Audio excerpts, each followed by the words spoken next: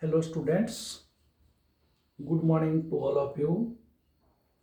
Welcome to this virtual class.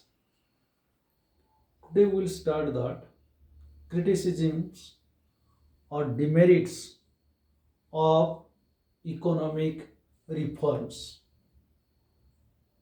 or demerits of LPG policies.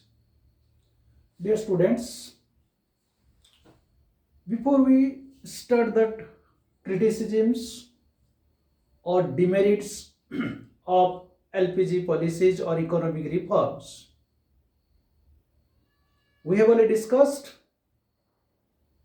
that arguments in favor of economic reforms, and we have already discussed what is the objectives of LPG policies,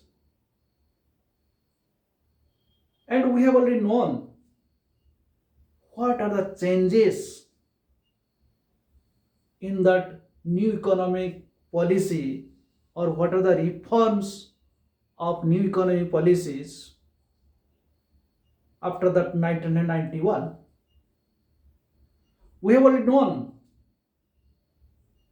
that British colonial explorations, 200 years of that British colonial explorations, and we got our freedom in the year of 1947 to 1990. What are the changes we found? And after that, in new economic policies, due to that some reforms, what is our criticisms? It means how much we have succeed and how much we have failure. So all that glitters is not gold. All that glitters is not gold. You know very well, this is the one proverb in English: all glitters is not gold. There is a negative sides of the story as well as there is the positive sides of a story. So the good human being always study the good things, and the villains or that those who are not accept that good things, they accept that bad things. Anyway, it depends person to persons. So if we study to all that policies before that 1990 and after that 1990. So for the development of an economy, there are that three sectors: primary sector, secondary sector, and tertiary sectors. We have already known that agriculture sector contributions toward the national income, agriculture contributions toward the national income, which is diminished, and industrial sectors which is fluctuate, and the service sectors which is continuously increasing. It means or it indicates that neglect of that agriculture sectors, and when that agriculture sector is neglected, because maximum percentage of people are depend on that agriculture sectors. So if that agriculture sector neglect, then naturally the unemployment will be increased. So India is a country where that faces that lot of problems. One is poverty, another is the unemployment.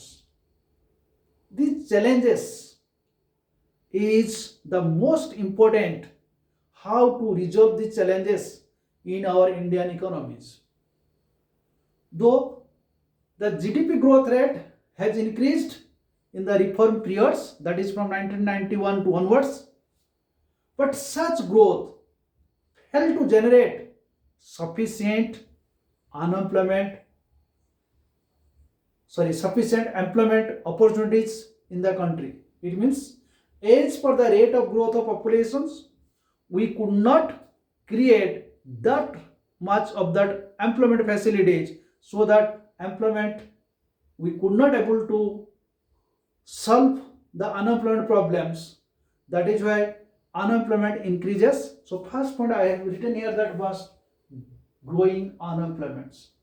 Still we are facing that challenges to solve these unemployments. So when there is that unemployments, the people they will depend on that agriculture sectors. But when the reforms takes place, always we target to reach our economic growth, to reach our economic development, to reach the maximum output in the industrial sectors. So it means we wanted from agriculture sectors or that subsistence occupations in that agriculture sectors to that commercial agricultures.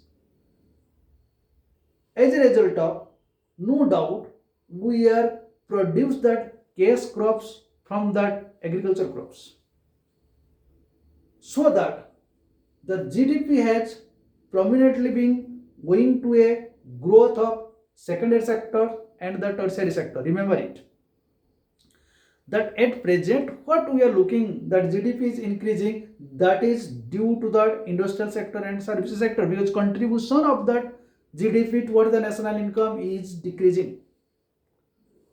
So that substantial agriculture sector has suffered the serious neglect to the growth rate, has depleted that miserable low level of growth, low level of the per capita incomes, because of which India is witnessing that widening gulf between the rural areas and urban areas, rural economics and urban economics. Dear students, now you are in the Nimbada, which is that small city or kasba हम बोलते हैं. But every people they want to shift from that rural areas to urban areas. So whenever the Britishers were exploited to our countries, at that time they established only that urban areas, Mumbai, Delhi, Kolkata, like these cities. But the rural areas, which that 70% people lived in the rural areas, that areas is not to be developed accordingly to the urban areas. So in effect, the rural economies and urban economies, there is a widening gap in between the two economies. It implies spread of the poverties. It implies spread of the unemployments. So that ultimately the growth of agriculture sector must ultimately hinder the process of the growth of the industrial sector as well as the services sectors, because we have already known the agriculture sectors and industrial sectors are interrelated, both are complementary each other. That is why it creates the problem, because if that agriculture sector is neglected, it means industrial sector is neglected. Agriculture sector is an important source of raw materials for the industrial sectors. It means if the raw materials are not available, so industrial sector could not be developed. Agriculture sector is the principal source of the labor supply in the industrial sectors. Agriculture sector is a significant source of the demand for the industrial products like tractors, threshers, etc. So these tractors and threshers will be produced by the industrial sectors. If there will be no agriculture products, so this type of machine will not be demanded. These are the drawbacks whenever we neglect our agriculture sectors. As a result of that areas created that unemployments, as well as we may say that is the difference between rural areas and urban areas. So it means this new economic policy has neglected agriculture sectors in compared to that industrial sectors or the trade sectors or the services sectors. So public investment in agriculture sectors, especially like infrastructure facilities, which includes irrigation, power, market linkage, which played the crucial role in the green revolutions, has been reduced in the reform periods, because green revolution was started in the mid 60s, 1965-66, but economic reform started in the 1991, which way the GDP was increased in the year of 1966 due to that green revolutions. That changes we could not found in that industrial reforms or that LPG policies, because removal of subsidies, that is removal of that fertilizer subsidies, increased that cost of productions, which adversely affected to that small farmers as well as that marginal farmers. Try to understand which way it is that change systems. When we remove the subsidies, it means that subsidies means, suppose farmers are getting that subsidies in that fertilizer cases, pesticide cases, insecticide cases, or whenever they are purchasing the tractor or thresher, etc. So when that there is a subsidized, increase that cost of productions, and when that cost of production increases, naturally the market price is also increases. So those who are the rural people, those who are depending on that agriculture sectors, they will not able to purchase these kinds of facilities from the market. These are the naturally farmers, marginal farmers, or the small farmers. As a result of, they were become that poorest to poor, or day by day they were suffering in that miserable conditions as per the comparison of the rich section of the societies. So whenever liberations and reductions in import duties, at that time the sectors has been experiencing a number of policy changes, reduction of import duties on agriculture sectors, removal of that minimum support price. I have already discussed in that microeconomics, minimum price and maximum price, price ceiling, and that support price. All these policy adversely affect the Indian farmers. They now have to face that increase in the international competitions. Similarly, that I have already said now, that shifted from that agriculture crops to that cash crops due to the export oriented policies strategy in agriculture. The production shifted from food grains to cash crops for the export oriented. It led to rise in the price of the food grains. So those who are the marginal farmer or the small farmers, those who are staying in the rural areas, they are not able to purchase that minimum food grains for their basic necessities. That was that due to neglect of the agriculture sectors, so that farmers become that poor day by day. They could not maintain their basic minimum necessities. So these are the adverse effect due to the new economic policies. So how many points I have already said, noted. In agriculture sectors, reduction in the public investments, removal of the subsidies, liberalizations, and reduction in the import duties, and shift from a agriculture purpose, that is shift from subsistence economies to that cash crops, or that is that shift to that commercial agriculture activities.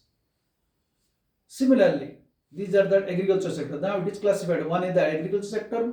What are the weaknesses in the agriculture sector due to the implementation of the new economic policies?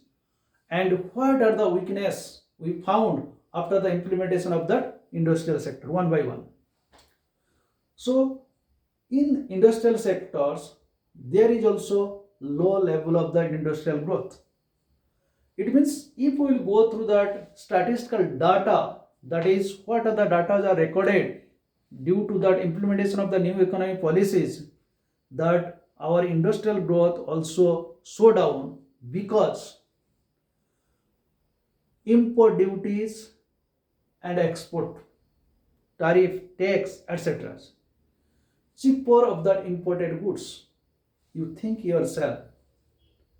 At present, we are banning that China's products, mobiles, different kinds of apps. Why?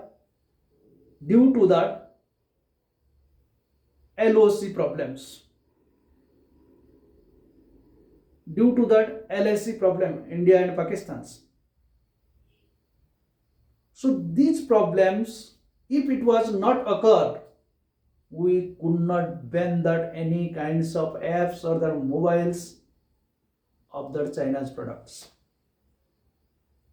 It means due to the globalizations, due to the liberalizations, there was a greater flow of goods and services and capitals from developed countries to developing countries.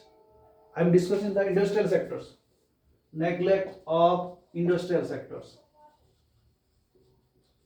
neglect of industrial sectors. It means if the import goods will be cheaper, so those are the developed countries, they will use their own capital, they will use their own technology, and they will produce that sophisticated goods which will that minimum cost of productions. So that will be produced by the developed countries. As a result of domestic industries, we are exposed to imported goods and cheaper imports, that mobile which replaced the demand of the domestic goods, and domestic manufacturers started the facing competition from imports. That is the best example at present time. China's goods pose a big threat to the Indian manufacturers or Indian industrialists or that Indian businessmen. But at present time, no company is available here to produce that mobile in our own country. By the help of that central government or Modi Sarkar, now one company is ready to produce that Indian mobiles. So this is the demerits or the weakness or the shortcomings or the criticisms of industrial policy resolutions 1991, or we may say that LPG policies, or we may say that economic reforms. Besides this, not only the cheaper import goods, industrial sector में यहाँ आप देख सकते हैं cheaper imported goods.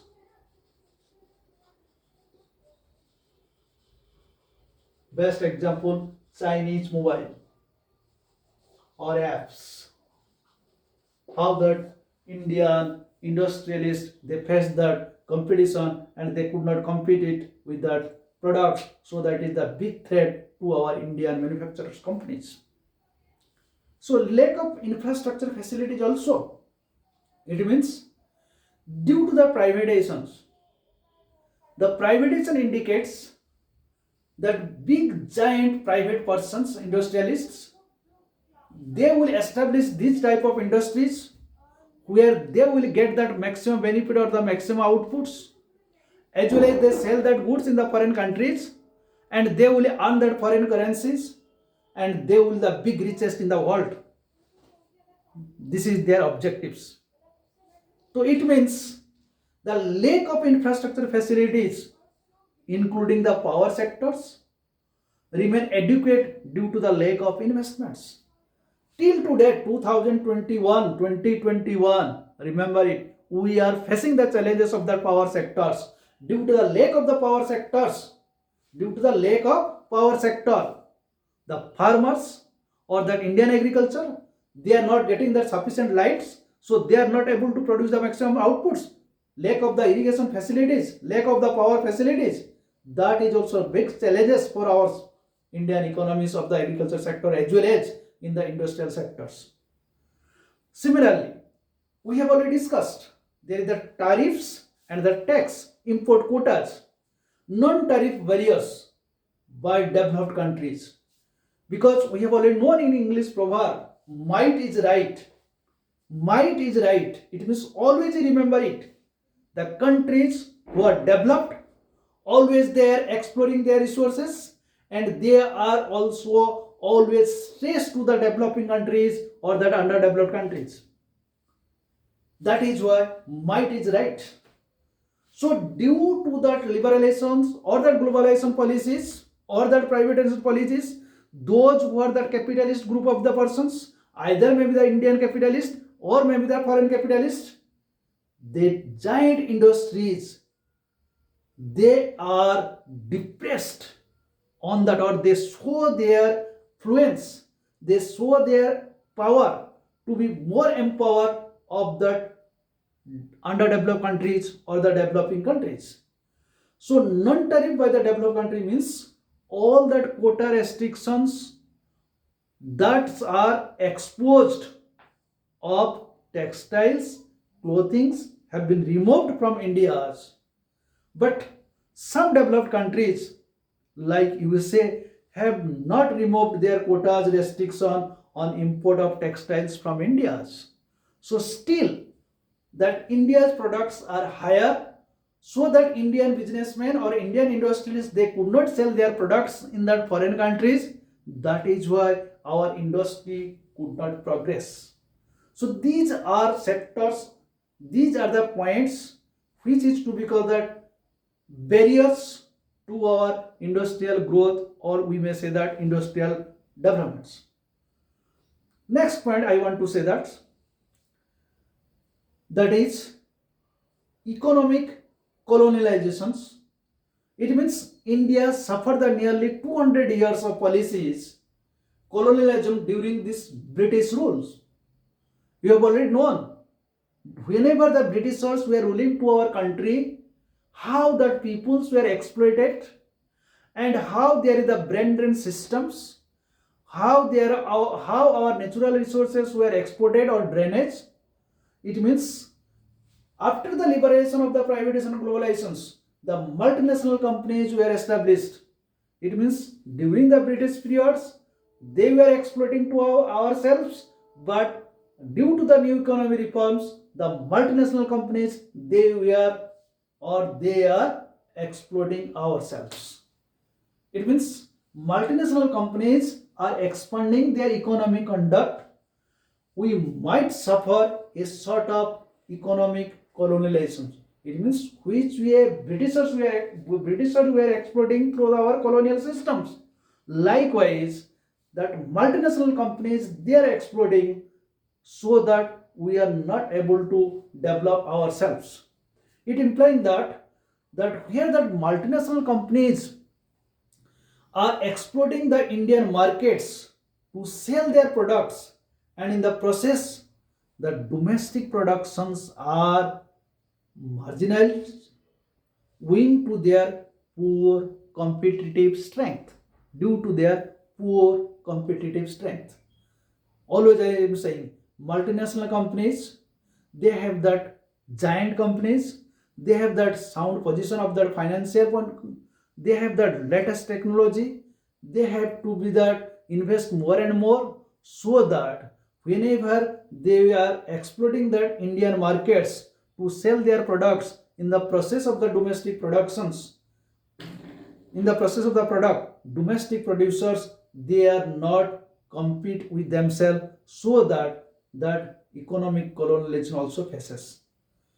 Similarly, I have given the example of the China example, spread of communalism, spread of consumerism. It means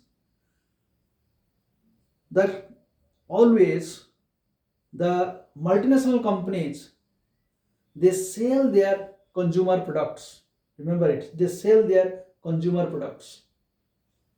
It means I have forget that is that public sector undertakings, KFC or जो आप Domino Pizza etc. These are the multinational companies they are establishing in our India, and they are producing that products and we are consuming that goods. Can we say that this is that better product for our consumptions? Can we say that these kinds of production by consuming ourselves we can produce our economic growth? Never, never, never.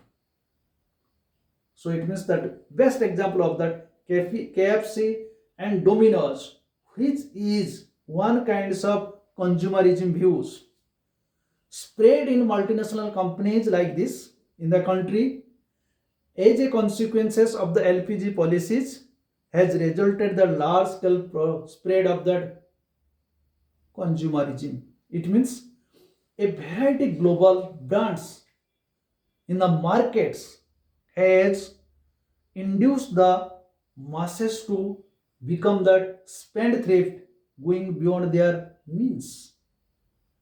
I was given the examples. What was that quotation of that Manmohan Singh at that time he was that finance minister. If you will take that 1000 rupees and open the tea stall, you can earn per day 100 rupees and you can survive your daily requirements routine. But if that 1000 rupees will go to that five-star hotel or go to the Domino's, you will consume all this 1000 rupees. So this is the conditions. The use of money which way, if that multinational companies they will come and they will establish this type ways and they will sell their goods, that is the KFC and Domino's etc. It means that our economy or masses of the people become the spendthrifts and going that beyond their means. So the Indian society is adapting itself to the Western culture of the spending, throwing, that borrowing. Rudang krutang rutang pivet. It means khao pio mast rahe. Eat, drink, be happy. We have no that saving mind. That is also one kind of consumerism view.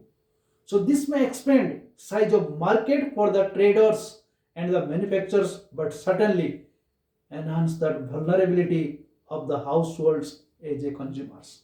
So this is the neglect or this is the effect, bad effect or the weakness or the criticism due to that implementations of new economic policies or the LPG policies. So as a result of, we may say that lopsided growth, neglect of agriculture sectors, neglect of industrial sectors, and I said that urban concentration of growth process. Fourth, urban concentration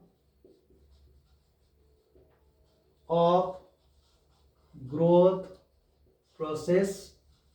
Note down that all these points. And we may say that economic colonialism,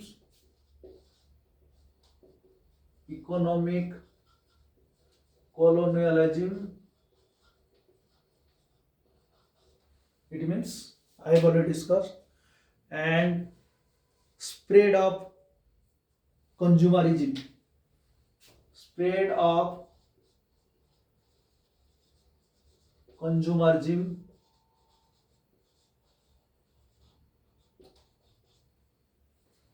spread of consumerism, ISM, consumerism, spread of consumerism, and next one lopsided growth process. Next one is that lopsided growth of process. This is also discussed. It means industry and agriculture are interrelated. Without both are complementary each other, that you know very well. And next one, ineffective disinvestment policies, ineffective disinvestment policy, ineffective disinvestment policy, ineffective disinvestment policy. It means the government always fixed a target for disinvestments in public sector enterprises. Government has already fixed that disinvestments in case of that public sector enterprises. I will discuss what do you mean by disinvestment. It means the share of the public sectors will be sold to the private entrepreneurs. For instance, in 2014 and 15, the target was 56,000 crores, where the achievement was about that 34,500 crores. This is the statistical data. Government का target था हम 56,000 crore cell करके private investment हम investment को दे देंगे, बेच देंगे जो शेयर है, but government sold it at least 34,500 crores. However, according to the some scholars, the disinvestment policy of the governments was successful because the public sector undertaking or the public sector entrepreneurs we are undervalued and sold to the private sectors. Moreover, such procedures from disinvestments we are used to compensate shortcoming government revenue rather than using it for the development public sector entrepreneurs, so that the disinvestment policy was not effective in the liberalization policies or the new economy policies. And ineffective tax policies, that is also I will discuss ineffective tax policies and spread of consumerism, already I have written, and last one, unbalanced growth. These are the different negatives effects due to that multinational companies, due to that implementation of new economic policy, liberalization, privatization, and globalization. So, in this way, we can say that now it is on your one hand. You have already known the liberations, privatization, and globalizations, and what are the changes occurred in that LPG policies. After that, you know that what are the achievements and what are the failures, or what are the advantages, what are the demerits, what are the merits, and what are the demerits, or what are the shortcomings. You have already known. Now you decide yourself. Is it beneficial for India if that LPG policy or that economy reforms was introduced in the year of 1991? Should we or should we not subscribe to the LPG policies? Now this is argumentative questions. After discussions of the merit and demerits, advantage or disadvantage, favor and against, support or criticisms. Now it is up to you. Should we or should we not subscribe to the LPG policies? Think yourselves. If any national economic policies and if new economic policies was not introduced in the year of 1991, can Indian people be performs more better at the present situation? The situation is like this. Every person has that mobile. I will give the statistical data in the poverty and poverty chapters, human resource development chapters. Every person has that mobile. 1,000 person, 900 something person has that mobile. But which is the essentials? Like the drinking water, potable drinking water, which is not available each and every home in our India. So which one is important for ourselves? The mobile or potable drinking waters? So LPG policy are only the way of out of accelerated the pace of growth and development. How we can develop or how we can growth of the economy, that accelerate the LPG policies. However, the compulsion should not never mean that abject surrender. It is strongly recommended that LPG policies are pursued with that guarded precautions. Notably, we must see that we do not surrender the big players in the international market who plays the greater role in that international market to establish that industries and selling the goods in that foreign countries and earn that more and more foreign currency to reserve that foreign currencies in our India's. That is the big challenge for our Indian industrialist. Not only this,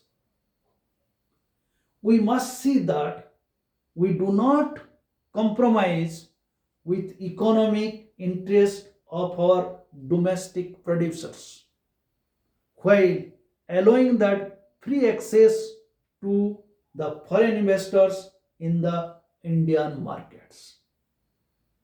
घर की मुर्गी दाल बराबर. Indian people have the lot of brands. So Indian people they are doing that all over the countries in the world. But what or how much they require their salaries, their facilities, their package that Indians or the Indian government are not able to fulfill their conditions. That is why India is facing also challenge that is that brand and systems. That is not possible.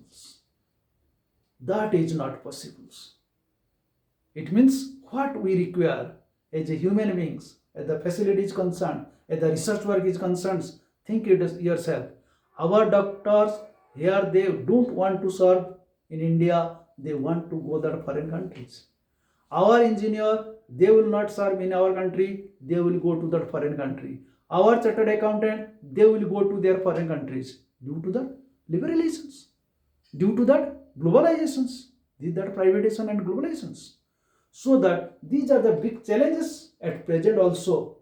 We must see to that we do not become that economically dependent in our multinational cooperation is concerns. Always we depend on that foreign countries. Always we depend that foreign capital goods. You think yourself, what are that durable goods you are used by yourselves at homes? You think yourself, how many products are manufactured by our domestic countries? Think yourself. If it is not consumed by ourselves, it means we are depending on the foreign countries, but our domestic industrialists they are not self-reliant, they are not self-sufficient, or they are not, it means, capable to produce this type of goods what we can produce with the minimum cost of productions. We must be in the positions to channelize that foreign direct investment. I have already said. It means we are habituated to take that any kinds of foods from the Domino's, food junctions like KFC and Domino's. We don't prefer to that our Indian producers, those who are producing this type of foods. We are prefer to the Chinese noodles. We will not prefer to that Indian noodles, homemade noodles. We will prefer to the pickles of the foreigners. We will not prefer to the pickles of our Indian products. So it means we must be in a position to channelize that foreign direct investments more into areas in infrastructure rather than retail trading on fast food junction like that KFC and Domino's. So these are the different positions, different status or different existing positions in our own country's peoples, that if we will compare with that per capita income and the national income and the standard of living, even if education, health, infrastructure, etc., etc., from 1990 to 2020, till also we could not compare with the developed countries. That is why, due to that implementations of the new economic policies, liberation, privatization, globalizations, we are not self-sufficient. That is why Modi government is again and again giving the slogan Atmanirbhar Bharat. What does it mean?